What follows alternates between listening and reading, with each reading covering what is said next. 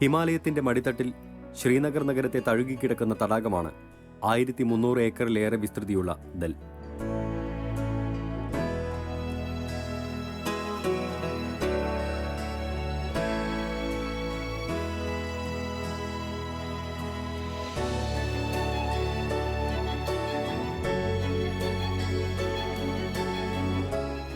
തടാകം എന്നു തന്നെ പേരുള്ള തടാകം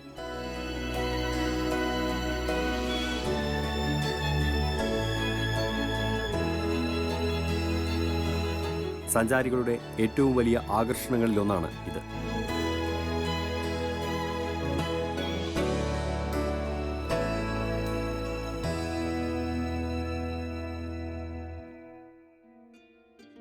പ്രകൃതിയും മനുഷ്യനും കാലാവസ്ഥയും ചേർന്നൊരുക്കുന്ന ഈ ദൃശ്യവിസ്മയം കാശ്മീരിനെ കുറിച്ച മറ്റെല്ലാ ആശങ്കകൾക്കിടയിലും സഞ്ചാരികളെ മാടി വിളിക്കുന്നുണ്ട്.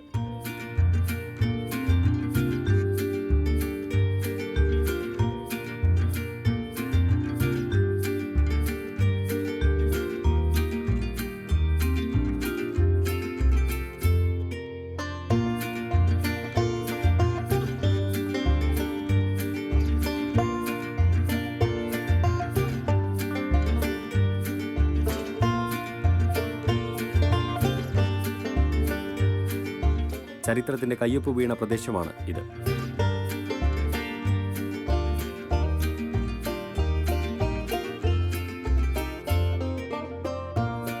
ആദിശങ്കരന്റെ ആത്മീയ അന്വേഷണങ്ങളുടെ അവസാനം ശ്രീനഗറിലായിരുന്നു. അദ്ദേഹം സർവജ്ഞപീഠം കയറിയ ശങ്കരാചാര്യ ക്ഷേത്രം ദല്ലിന്റെ ഓരം ചേർന്ന് തലയുയർത്തി നിൽക്കുന്നു.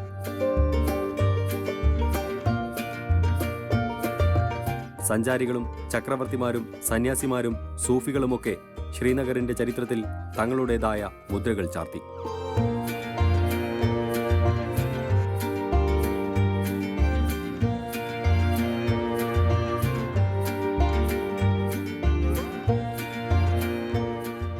ദല്ലിനു ചുറ്റും അവർ നട്ട എണ്ണമറ്റ പൂന്തോട്ടങ്ങളും സ്മാരകങ്ങളും കമാനങ്ങളും ബണ്ടുകളും ഇന്നും ചിതറിക്കിടക്കുന്നുണ്ട്. വേനൽക്കാലം എത്തുമ്പോൾ മുഗൾ ചക്രവർത്തിമാർ കാശ്മീരിലേക്ക് ആസ്ഥാനം മാറുന്ന പതിവുണ്ടായിരുന്നു.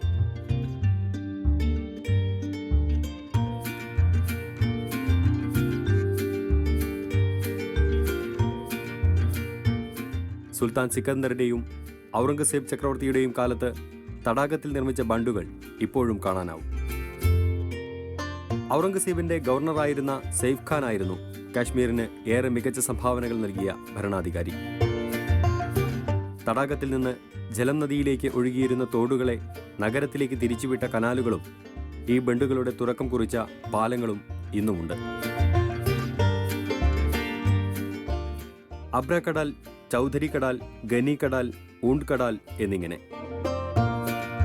സുൽത്താൻ സിക്കന്ദർ നിർമ്മിച്ച 6 കമാനങ്ങളിൽ 2 എണ്ണം ഒഴികെ ഇപ്പോഴും തടാകത്തിലുണ്ട്.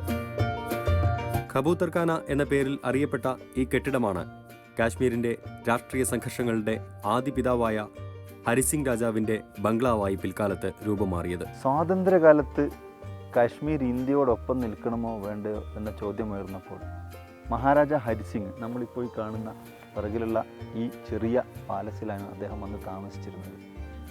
മഹാരാജ ഹരിസിംഗ് ആണ് കശ്മീർ ഇന്ത്യയോടൊപ്പം നിൽക്കണമെന്നുള്ള തീരുമാനം കൈക്കൊള്ളുന്നത്.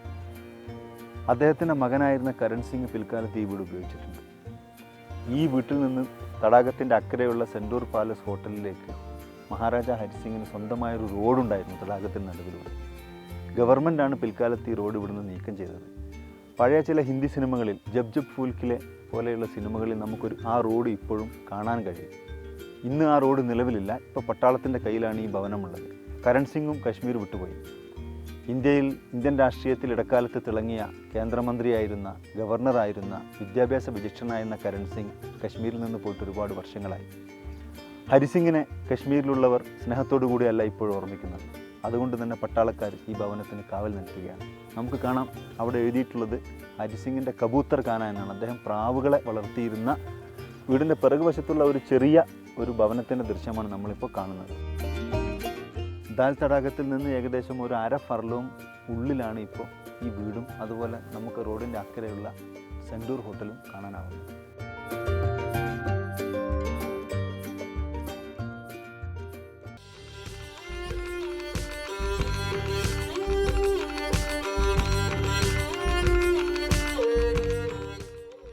പ്രവാചകന്റെ മുടി സൂക്ഷിക്കുന്നുണ്ട് എന്ന് അവകാശപ്പെടുന്ന ഹസ്രത് ബാൽ മസ്ജിദ് ദല്ലിന്റെ ഓരം ചേർന്നാണ്.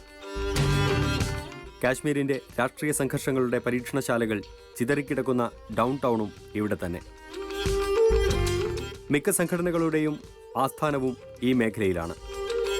കാശ്മീരിൽ നിന്നും കുടിയൊഴിഞ്ഞു പോയ പണ്ഡിറ്റുകളുടെ ഉപേക്ഷിക്കപ്പെട്ട ക്ഷേത്രങ്ങളും ബംഗ്ലാവുകളുമൊക്കെ തടാകത്തിന്റെ കൈവഴികളിലാണ് കൂടുതലുമുള്ളത്.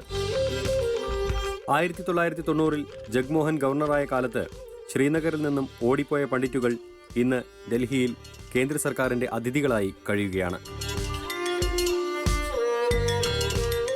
അവരുടെ വീടും ക്ഷേത്രങ്ങളും എന്തെങ്കിലും തിരികെ എത്താനിടയുള്ള ഉടമസ്ഥരെ കാത്തിരിക്കുന്നു. തടാകത്തിന്റെ വിസ്തൃതിയിൽ നല്ലൊരു പങ്കും ഇന്ന് കയ്യേറ്റം ചെയ്യപ്പെട്ടു. ഏകദേശം 300 ഏക്കറിൽ താഴെ മാത്രമാണ് നിലവിൽ തടാകത്തിന്റെ വിസ്തൃതി. തടാകത്തിനകത്ത് 1971 12,500 പേർ മാത്രം താമസക്കാരുണ്ടായിരുന്നത് നിലവിൽ 50,000-ലേറെയായി വർദ്ധിച്ചിട്ടുണ്ട്. നഗരം ദല്ലിന് നേർക്ക് അതിക്രമിച്ച് വളരുന്നതനുസരിച്ച് ദല്ലിന്റെ പ്രതിസന്ധികളും കൂടുന്നുണ്ട്. ഇന്ന് പ്രതിവർഷം 9,000 ടൺ മാലിന്യം ദല്ലിൽ നിക്ഷേപിക്കപ്പെടുന്നതായാണ് കണക്ക്. മുഗൾ ചക്രവർത്തിമാർ നട്ടുപിടിപ്പിച്ച പൂന്തോട്ടങ്ങൾ നാമാവശേഷമായി. അവ 500ഓളം ഉണ്ടായിരുന്നുവെന്നാണ് കണക്കുകൾ. വലിയ പൂന്തോട്ടങ്ങളിൽ ഷാലിമാറും നിഷാത്തും ഇപ്പോഴുമുണ്ട്. ചാർ ചിനാർ നട്ടത് അക്ബർ ചക്രവർത്തിയുടെ കാലത്ത് തന്നെയാണ്. രൂപാലങ്ക് എന്ന പേരിലായിരുന്നു ഈ ദ്വീപ് അന്ന് അറിയപ്പെട്ടിരുന്നത്. അക്ബർ നട്ട 4 മരങ്ങളിലൊന്ന് പിന്നീട് ഉണങ്ങുകയും പുതിയതൊന്ന് പകരം നട്ടുപിടിപ്പിക്കുകയും ചെയ്തു. ദല്ലിയിലെ ഏറ്റവും മനോഹരമായ കാഴ്ചകളിലൊന്നായ ചാർ ചിനാറിലേക്ക് എത്തണമെങ്കിൽ തടാകത്തിലൂടെ 1 മണിക്കൂർ യാത്ര ചെയ്യണം. ഷിക്കാര എന്ന് വിളിക്കുന്ന നാടൻ വഞ്ചികളാണ് യാത്രക്കാരെ ഈ ചരിത്ര സ്മാരകത്തിലേക്ക് കൊണ്ടുപോകുന്നത്. മുഗൾ ചക്രവർത്തിമാരുടെ ഭരണകാലഘട്ടവുമായി ദൽ തടാകത്തിനും ശ്രീനഗറിനും കാശ്മീരിനുമൊക്കെ ഒരുപാട് ബന്ധങ്ങളുണ്ട്. നിഷാത്ത് ഗാർഡൻ, ഷാലിമാർ ഗാർഡൻ, പ്യാരാമഹൽ, ഇവിടെ നമ്മളിപ്പോൾ പുറകിൽ കാണുന്ന ചാർ ചിനാർ. ഈ ചാർ ചിനാറിൽ ചരിത്രം പറയുന്നത് അക്ബർ ചക്രവർത്തിയുടെ കാലത്താണ് ഈ ചിനാർ മരങ്ങൾ ഇവിടെ നട്ടുപിടിപ്പിച്ചത് എന്നാണ്. ഇറാനിൽ നിന്ന് വന്നിട്ടുള്ള 2 സൂഫിമാരാണ് ചിനാർ മരത്തിൻ്റെ വിത്തുകൾ ഇവിടെ കൊണ്ടുവന്ന് പാകിയത് എന്നാണ് ചരിത്രം പറയുന്നത്. ഈ മരത്തിൻ്റെ പ്രത്യേകത എന്ത് എന്ന് ചോദിച്ചാൽ ധാരാളമായി ഓക്സിജൻ പുറത്തുവിടുന്ന ഒരു ഇലയാണിത്. ഇവിടുത്തെ വേനൽക്കാലം എന്ന് പറയുന്നത് സാധാരണഗതിയിൽ 30 ഡിഗ്രിയിലധികം ചൂട് ഒരിക്കലും അനുഭവപ്പെടാറില്ലാത്ത ഒരു വേനൽക്കാലമാണ് കശ്മീരിൽ പൊതുവേ ഉള്ളത്. എങ്കിൽ പോലും വേനൽ കനക്കുമ്പോൾ ഇവിടെയുള്ള ആളുകൾ ചിനാർ മരത്തിൻ്റെ അടിയിലാണ് രാത്രി കിടന്നുറങ്ങാറുള്ളത്. ആ സമയത്ത് മരത്തിൽ നിന്ന് ധാരാളമായി ഓക്സിജൻ പുറത്തേക്ക് വരികയും ചുറ്റുപാടും ആ മരത്തിൻ്റെ ചുറ്റുമുള്ള പ്രദേശങ്ങളിൽ നല്ല തണുപ്പ് അനുഭവപ്പെടുകയും ചെയ്യുന്നുണ്ട് എന്നാണ് പറയുന്നത്. ശൈത്യകാലം എത്തുമ്പോൾ ചിനാർ മരം ചുവക്കും. രക്തരൂക്ഷിതമായ കലാപവും വെടിവെപ്പുകളും തീവ്രവാദവും ഒക്കെ കനക്കുമ്പോൾ താഴ്വര ചുവക്കാറുണ്ട്. പക്ഷേ ഇത് മറ്റൊരു ചുവപ്പാണ്. ചിനാർ മരങ്ങൾ നിൽക്കുന്നിടങ്ങളിലെല്ലാം തന്നെ ചുവന്ന ഇലകളായിരിക്കും നവംബർ മാസത്തിലുടനീളം നമുക്ക് കാണാൻ കഴിയുക. ഡിസംബറോടുകൂടി പൂർണ്ണമായും ഇല പൊഴിഞ്ഞ് ഈ മരം വീണ്ടും മാർച്ച് ഏപ്രിൽ ആവുന്നതോടുകൂടി തളിർക്കുകയാണ് ചെയ്യുന്നത്. ബോളിവുഡിലെ എത്രയോ ഹിറ്റ് ഗാനങ്ങളുടെ ചിത്രീകരണ ഭൂമിയായിരുന്നു ഒരു കാലത്ത് ദൽ തടാകം.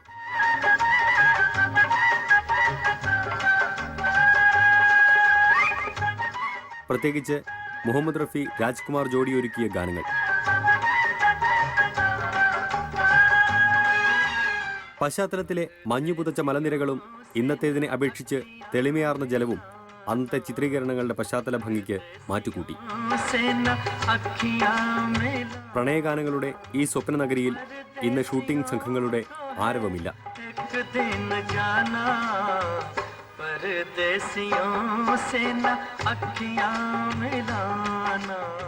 പക്ഷേ സഞ്ചാരികൾ ഇപ്പോഴും പഴയതുപോലെ എത്തുന്നുണ്ടെന്നാണ് ടൂർ ഓപ്പറേറ്റർമാർ പറയുന്നത്. पूरे हिंदुस्तान से, पूरे इंडिया से हमारे पास बंदे आ रहे हैं. बहुत लोग इस बार आए हैं. इस बार ये लगा लीजिए आप, होटल में तो अब जगह भी नहीं है. खाली इधर आ रहे हैं या कश्मीर के और भी जगह? पूरा कश्मीर में, through Kashmir. You are taking the people to all the area. All the area. Gulmarg, Pahalgam, Sonmarg, every area. आती है जब ये रुत मस्तानी. തടാകമെന്ന പരമ്പരാഗത സങ്കല്പത്തെ ദൽ എല്ലാ അർത്ഥത്തിലും മാറ്റി വരയ്ക്കുന്നുണ്ട്. बनती है कोई ना कोई कहानी, बनती है कोई ना कोई कहानी.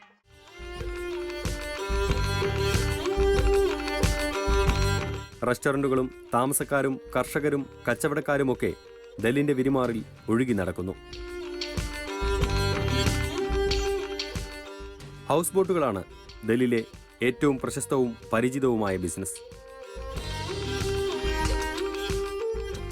1200-ലേറെ ഹൗസ് ബോട്ടുകളാണ് ദല്ലിലുള്ളത്. പൂർണ്ണമായും തടാകമെന്ന് പറയാവുന്ന 1305 ഹെക്ടറാണ് രേഖകൾ പ്രകാരം ദല്ലിന് ഉള്ളത്. തടാകത്തിനകത്ത് 300 ഹെക്ടറിലേറെ ചതുപ്പ് നിലങ്ങളുണ്ട്. 670 ഹെക്ടർ വെള്ളക്കെട്ടുകളും 50ഓളം ചെറുതുരുത്തുകളും ഇവയെ എല്ലാം ചുറ്റിപ്പറ്റി ജീവിക്കുന്ന 50,000-ഓളം ജനങ്ങളും ഈ തടാകത്തിലുണ്ട്. അകത്തേക്ക് തുഴഞ്ഞു പോകുന്തോറും അതിശയിപ്പിക്കുന്ന പിൻപുറക്കാഴ്ചകൾ. ചായക്കച്ചവടം മുതൽ പുരാവസ്തു വിൽപ്പന വരെ തോണിയിലാണ്. ആണും പെണ്ണും കുട്ടിയും വൃദ്ധരും ഒക്കെ നഗരത്തിലേക്ക് പോകുന്നതും തോണി തുഴഞ്ഞാണ്. ദല്ലിയിലെ ഏറ്റവും വിഖ്യാതമായ മാർക്കറ്റുകളിലൊന്നാണ് ഇത്.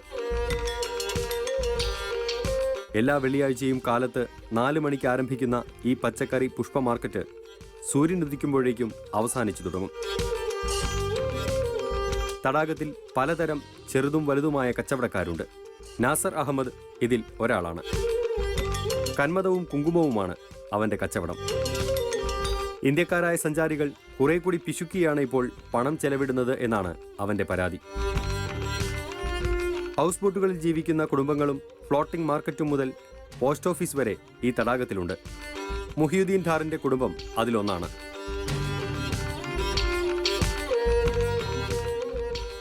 इसी में रहता है, इसी में खाता है, इसी में सोता है. कोई घर नहीं है आपको?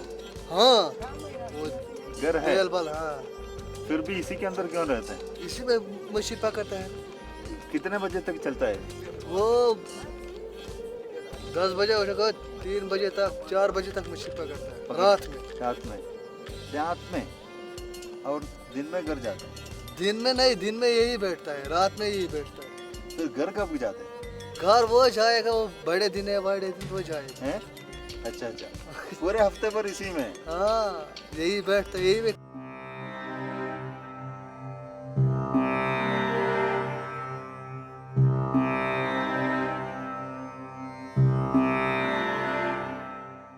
ശ്രീനഗർ നഗരത്തിലേക്കുള്ള മുഴുവൻ പച്ചക്കറിയും എത്തിക്കുന്നത് ദല്ലിനകത്തെ ചതുപ്പ് കൃഷിയിടങ്ങളിൽ നിന്നാണ്. കൃഷിക്കാരുടെ ഉടമസ്ഥതയിലുള്ള ഈ തുരുത്തുകളിലധികവും ഹസ്രത് ബാൽ, അബ്രകഡാൽ ഏരിയകളിലാണ്. ദല്ലിനകത്ത് പുതിയൊരു സംഘർഷത്തിന്റെ മേഖലയായി ഈ ചതുപ്പ് നിലങ്ങൾ മാറിയിരിക്കുന്നു. ഇതാണ് മോത്തി മഹൽ. ഹാജി ഗുലാം മുഹിയുദ്ദീനും മക്കളും താമരത്തണ്ടിന്റെയും മുള്ളങ്കിയുടെയും കൃഷി ഇറക്കുന്നവരാണ്. ഇവരുൾപ്പെടെ പരമ്പരാഗതമായി ഈ ചതുപ്പ് നിലങ്ങളിൽ കൃഷി ചെയ്ത് ജീവിക്കുന്നവരോട് ഒഴിഞ്ഞു പോകാൻ ജമ്മു കശ്മീർ സർക്കാർ നേരിട്ട് നോട്ടീസ് നൽകിയിട്ടുണ്ട്. പക്ഷേ ആരും ഇതിന് സന്നദ്ധരല്ല.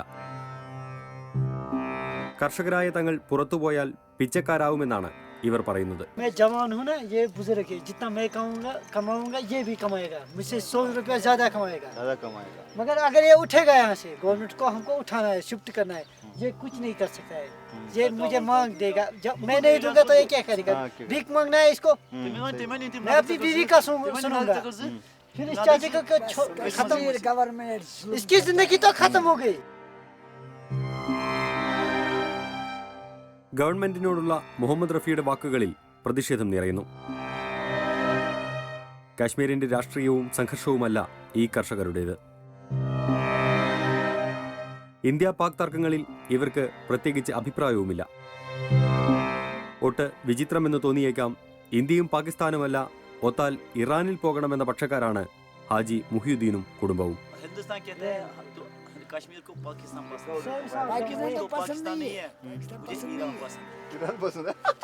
मरना चाहता हूँ लेकिन ईरान में, क्योंकि हिंदुस्तान भी अच्छा है, हिंदुस्तान भी अच्छा है, मगर आइन ईरान का अच्छा है। तो याद होता चाहते हिंदुस्तान भी है, कानून अच्छा है, लोग भी अच्छा है, कश्मीर का लोग अच्छा नहीं है,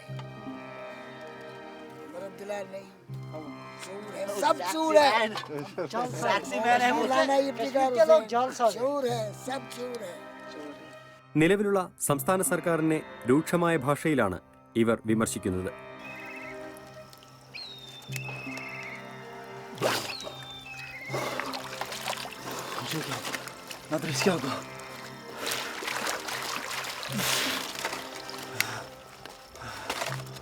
टैक्सी मैन को क्या मालूम, अपना बेटा बनाया है। अरे कोई भी मिनिस्टर आता है ना, हरामी हमके ऊपर क्या कर रहे, रहम नहीं आता उनको, कोई भी मिनिस्टर। मैंने आज तक जिंदगी में वोट डाला ही नहीं, कसम से कोई डोला ही नहीं। अरे क्या फायदा है, कोई हुकूमत करने वाला भी होना चाहिए ना।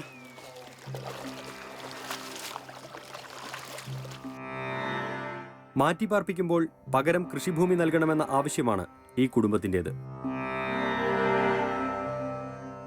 കൃഷിഭൂമിയും പരമ്പരാഗത ജനപഥങ്ങളുമൊക്കെ ടൂറിസത്തിന് വഴിമാറിക്കൊടുക്കുന്ന കാലത്ത് ദലിലെ അത്യപൂർവ കാഴ്ചകളിലൊന്നായ ഈ കർഷക ജനത കുടിയൊഴിപ്പിക്കലിൻ്റെ ഭീതിയിലാണ്. ആപ്പിളും ആപ്രിക്കോട്ടും വാൾനട്ടും കുങ്കുമവും അടങ്ങുന്ന കാർഷിക മേഖലയാണ് കശ്മീരിൻ്റെ സമ്പദ് വ്യവസ്ഥയുടെ അടിസ്ഥാനമെന്ന യാഥാർത്ഥ്യമാണ് ഇവിടെ വിസ്മരിക്കപ്പെടുന്നത്.